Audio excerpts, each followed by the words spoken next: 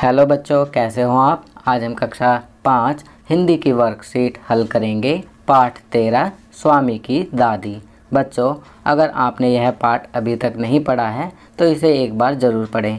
आपकी सुविधा के लिए मैं इस पाठ का सार आपको बताता हूँ। इस पाठ में एक छोटा सा बच्चा स्वामीनाथन रात के समय अपनी दादी की गोद में सिर रखकर लेटा हुआ था।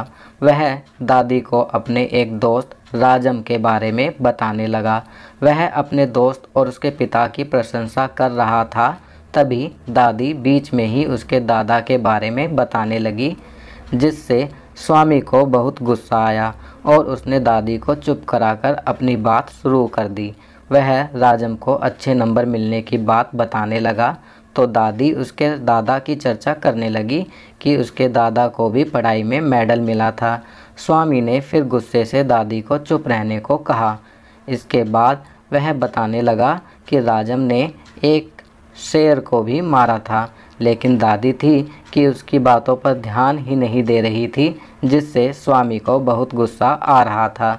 तब उसने दादी से कहा कि तुम्हें शायद मेरी बातों पर विश्वास नहीं हो रहा है, लेकिन दादी ने उसे बड़े ही प्यार से समझाया और हरिश्चंद्र की कहानी सुनाने लगी। पर तब तक स्वामीनाथन खर्राटे लेने लगा था। इस तरह दादी पोते में हल्की फुल्की बहस चलती रही और अंत में कहानी सुनाते सुनाते दादी भी सो गई। तो बच्चों, यह था इस पाठ का सार। चलिए अब हम वर्कशीट हल करते हैं।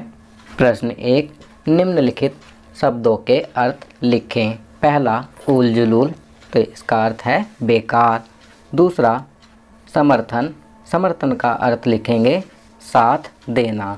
तीसरा संदेह, संदेह का अर्थ लिखेंगे शक। चौथा अधीर, अधीर का अर्थ लिखेंगे बेचैन। पांचवा खूंखार, खूंखार का अर्थ लिखेंगे खतरनाक। चलिए प्रश्न 2 करते हैं। पाठ में निम्नलिखित वाक्य किसने कहे, किससे कहे, वह किसके लिए कहे गए। बच्चों, यदि आपने इस पाठ को ध्यान से पढ़ा होगा तो आप इन प्रश्नों का उत्तर बड़ी ही आसानी से दे सकते हैं। पहला, मैं हमेशा कहती रही हूँ कि हमारे परिवार में उस जैसा महामूर्ख कोई नहीं। और तो बच्चों, यह वाक्य दादी ने स्वामीनाथन से बुआ के लिए कहे। चलिए आगे बढ़ते हैं। दूसरा, नहीं नहीं, वह तो बहुत प्यारा लड़का है। तो यह वाक्य किसने कहे, तो इसका उत्तर लिखेंगे यह वाक्य दादी ने स्वामीनाथन से राजम के लिए कहे। प्रश्न 3, बच्चों, आपने अपनी दादी व नानी से अनेक मज़ेदार कहानियाँ सुनी होंगी। उनमें से कोई एक कहानी लिखो। तो बच्चों, यहाँ पर आप अपनी दादी या नानी से सुनी हुई कोई भी कहानी लिख सकते हैं। आपकी सुविधा के लिए मैं यहाँ पर अपनी दादी द्वारा सुनाई गई एक कहानी लिख रहा हूँ, जो कि इस प्रकार है। एक किसान के 4 बच्चे थे। वे आपस में बहुत लड़ते झगड़ते रहते थे।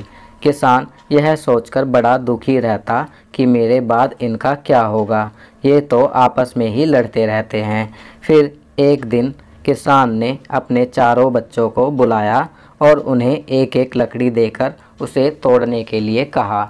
चारों ने उन लकड़ियों को एक बार में ही तोड़ दिया। फिर किसान ने इस बार अपने बच्चों को लकड़ियों का एक गट्ठर दिया और तोड़ने के लिए कहा, पर इस बार कोई भी उसे नहीं तोड़ पाया। तब किसान ने कहा, यदि तुम भी इन लकड़ियों की तरह अलग अलग रहोगे तो तुम्हें कोई भी हरा देगा, पर यदि तुम आपस में मिलकर लकड़ी के गट्ठर की तरह रहोगे तो तुम्हें कोई नहीं हरा पाएगा, क्योंकि एकता में बल है। उस दिन के बाद से किसान के बच्चे मिलजुल कर एक साथ रहने लगे। चलिए बच्चों आगे बढ़ते हैं। प्रश्न 4, वचन बदलो। तो बच्चों, वचन बदलो का अर्थ होता है एक अनेक, अर्थात एक होगा तो उसका अनेक लिखेंगे।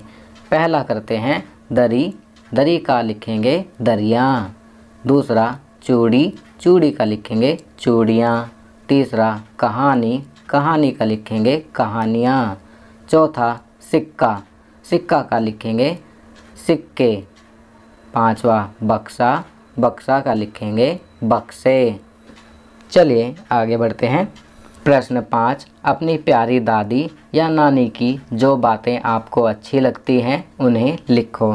तो बच्चों यहाँ पर आप अपनी दादी या नानी की जो भी बातें आपको अच्छी लगती हैं उन्हें आप यहाँ लिख सकते हैं। आपकी सुविधा के लिए मैं यहाँ अपनी दादी की बातों के बारे में लिख रहा हूँ जो मुझे बहुत अच्छी लगती हैं। मेरी दादी बहुत प्यारी है, वह मुझे बहुत प्यार करती है। वह मुझे रोज़ रात को कहानियाँ सुनाती हैं। वह मुझे हमेशा अच्छी बातें बताती हैं, जैसे हमें बड़ों का कहना मानना चाहिए, उनका आदर करना चाहिए, हमें कभी लड़ाई नहीं करनी चाहिए, हमें हमेशा दूसरों की मदद करनी चाहिए। मेरी दादी मुझे मेरे मम्मी पापा की डांट से भी बचाती है। वह मेरे लिए स्वादिष्ट लड्डू भी बनाती हैं और बड़े प्यार से अपने हाथों से मुझे खिलाती हैं। मुझे अपनी दादी बहुत अच्छी लगती हैं। तो बच्चों यहाँ पर मैंने अपनी दादी के बारे में बताया है। आप भी यहाँ पर अपनी दादी या नानी की अच्छी अच्छी बातों को लिख सकते हैं। तो बच्चों ये वर्कशीट यहाँ कंप्लीट होती है। अगर यह वीडियो आपको अच्छी लगी तो इसे लाइक एंड शेयर ज़रूर करें।